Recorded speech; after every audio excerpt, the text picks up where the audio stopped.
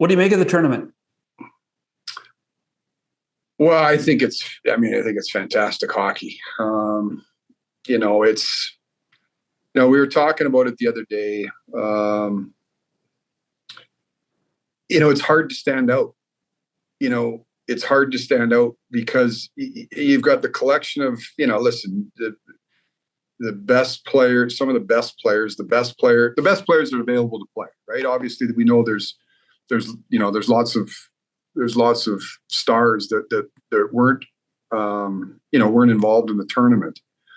But I think it's been terrific hockey, and the thing that really, the skill level, you got some of the best, if not the best, skilled players all on one sheet. And when you look at the games, John, the thing that's really stood out to me is you've got all these offensive stars, and when it really matters the most, you see how they play.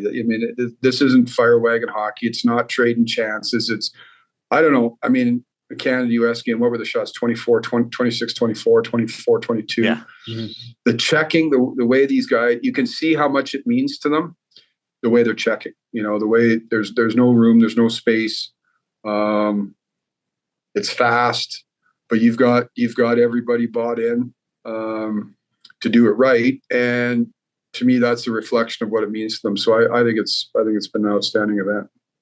Is there a way to bottle that and take it back to the club team? Well, I don't know, Darren.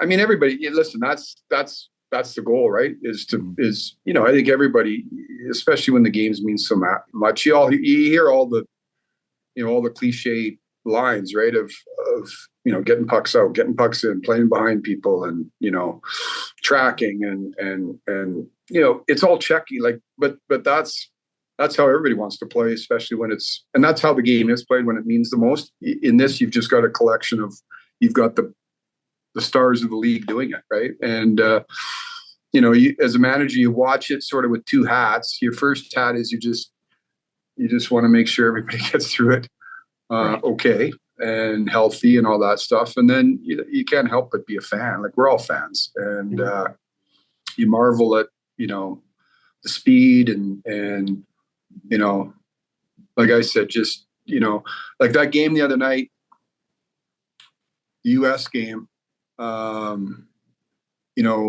Listen, it's a coin flip, right? That's like a lot of these games. It's a chance here. It's a breakdown there. But I was, two good teams going at it. I was really impressed how the U.S. defended the league. They had a 2-1 lead going into the third, and like I said, you saw guys. There wasn't a lot of risk. Yeah, they were still trying to make plays, but everything got out. Everything got behind the defense. There wasn't outnumbered rushes. They just, they made it really hard, and that's hard. That's hard. And when you got players at that level of talent doing it, it made it hard on Canada to come back. And then I thought Canada replicated that against the Finns. The way they played, and the Finns made it a little interesting down the stretch. But no, it's been terrific to watch. So William Nylander finished yesterday. He obviously gets a few days to get rested and return to the club. Austin and Mitch will be back on Friday. Do you expect them to play Saturday? Yeah, that's our expectation. And it's a quick, you knew that going in. Your anticipation was, I think everybody anticipated it was going to be nothing against any of the other countries. You anticipated, at least for us, you anticipated you're going to have probably at least one guy in the final, right? And most likely two, depending on who got there. But hopefully between they've got a couple of days here between the last game and Thursday's game, and yeah, it's a quick turnaround, and we're like everybody else. It's going to be a dogfight to the end, and everything's going to be compacted. So we start with a back-to-back Saturday, Sunday. Right. But yeah, I'm curious. Yeah. So Austin didn't play against the Swedes. Would you have received a phone call, or would you just learn via the rest of us do when you look at the lineup? No, I communicated with both Austin and Billy before the game there. So it was more than anything, it was the game in the grand scheme of thing, what really wasn't meaningful. And I think it was more rest related than anything else. And he was, if it was any other game he probably plays, he wanted to play. And I think they gave him the night there. So we're not too concerned about it. Boy, you just heard an exhale from the GTA. Yeah. Hearing that good news. Yeah, no, he'll be going on Thursday when they go, and then back here Friday, and then we're up and going on Saturday. What's the influence on each athlete that you look at Mitch and your guys and Austin and William, what they can take from this tournament? You know what, Darren? I think there's a lot. The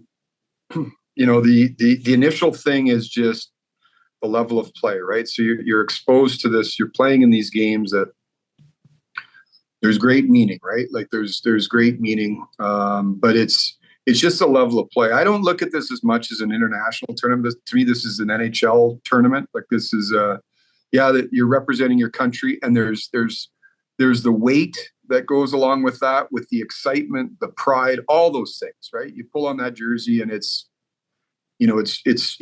really, really unique and special. And we saw it on Saturday with the emotion in the game. So I think just being exposed to that level of play, it only helps you. But I also think being around all those players, right? And we talked about that going there is, have your eyes wide open. You're around, not only just the greatest players, but guys that have won cups and multiple cups and have had success for long periods of time. And I think part of this business, part of any good business, is you're stealing ideas, and you're seeing what do the great ones do, and is there things that I can incorporate into my game, my preparation, my any of that stuff. So I think just being around that atmosphere is, and being around, so much success that players have had there, I think can only help you. And, the one thing outside of being really talented players, obviously, I'm proud of how our guys, they can be examples too, right? The way they work, the way they look after themselves, the time they put into their craft. But I think when you get the best of the best together, you always can learn something. So I think our guys will take away stuff from that. So Brad, you verbalized that to your guys to have your eyes wide open going into this tournament? Yeah, we talked about going into it, like go and enjoy it. Go in and it's like for this era of player, right? Like you look at,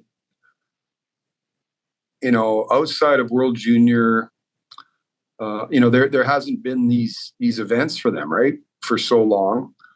Like Austin played in the World Cup, right, with Team North America, and that was before he played an NHL game, right? So you look at so go and enjoy the heck out of the experience, but you can always pick up something, right? Like that's all